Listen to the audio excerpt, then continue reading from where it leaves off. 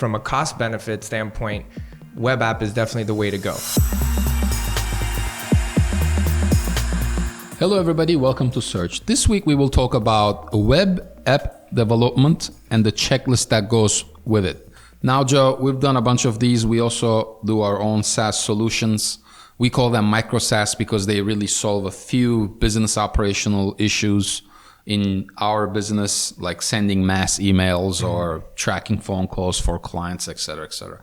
But we also get a lot of requests from small business as well as medium-sized businesses where we have to look at solving business problems, and that might have to do with ordering, personalization, tracking, and other kind of systems, right? Talk to us about the strategy in planning and executing a web app development project. Yeah, so step one is to pinpoint what the issue is, right? What problem are you trying to solve, and make sure that that is very clear and straightforward. Because it's very important for whichever development team is going to be working on this to understand what the end goal is from creating this new SaaS product for you.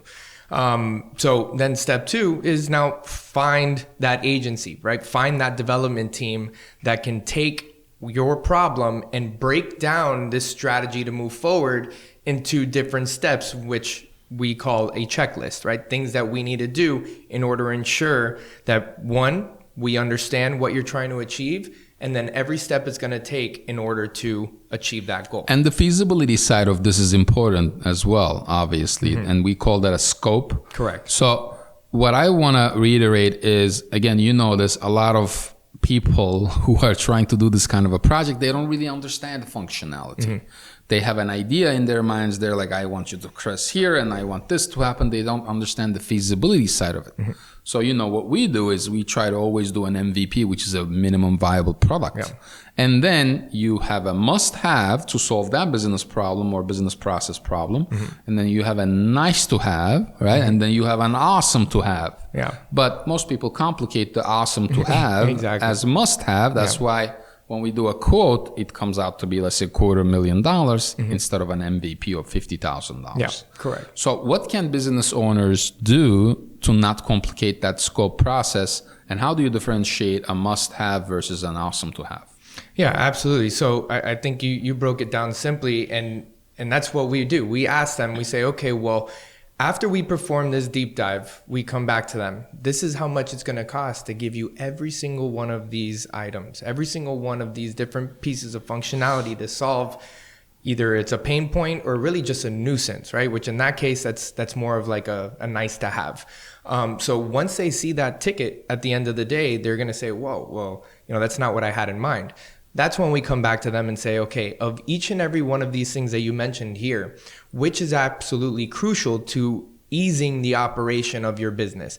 Not what's going to maybe, you know, make your life a little bit easier, but what is going to essentially be crucial to your bottom line, which is the most important thing, because at the end of the day, we want to ensure that they're going to receive a return on investment from this SaaS product, from this web app that we're creating.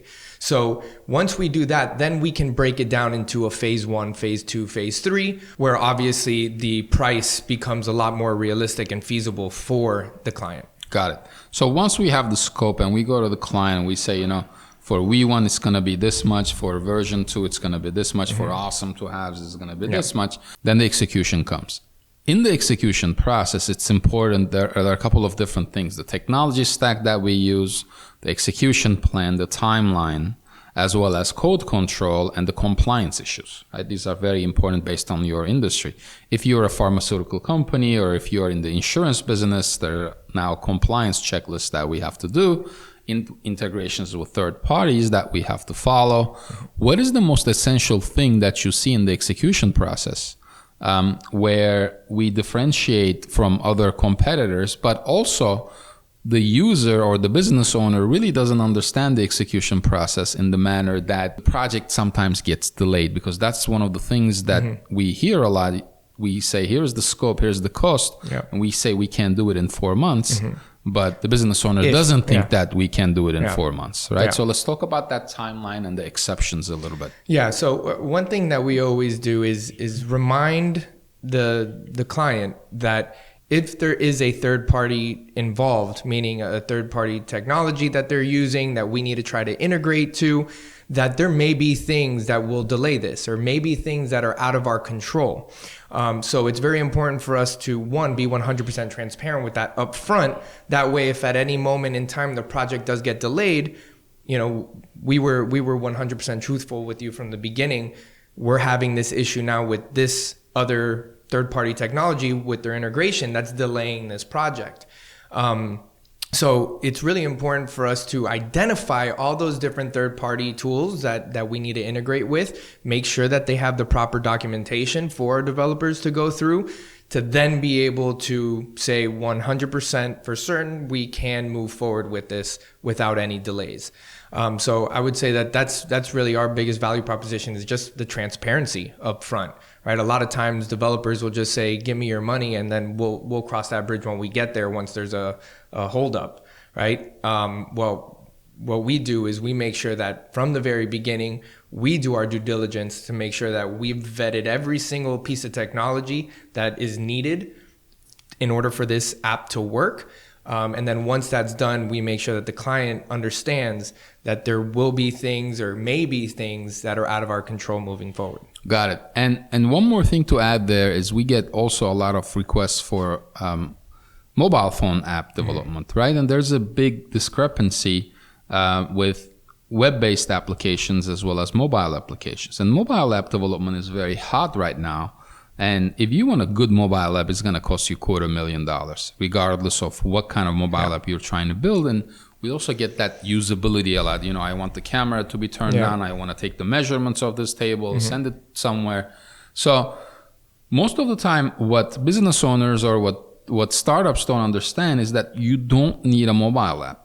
You really need a web application, and a web application is gonna cost fractions of what a mobile application costs. And the best way to implement a web application is through a hybrid approach. You can turn that into a mobile application, right? You don't really need a native mobile app that's gonna cost $250,000, and we see that a lot as well.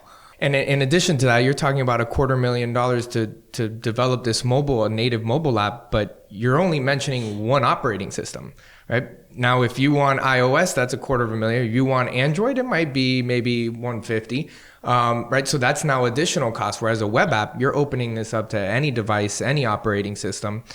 So again, it's from a cost benefit standpoint, web app is definitely the way to go.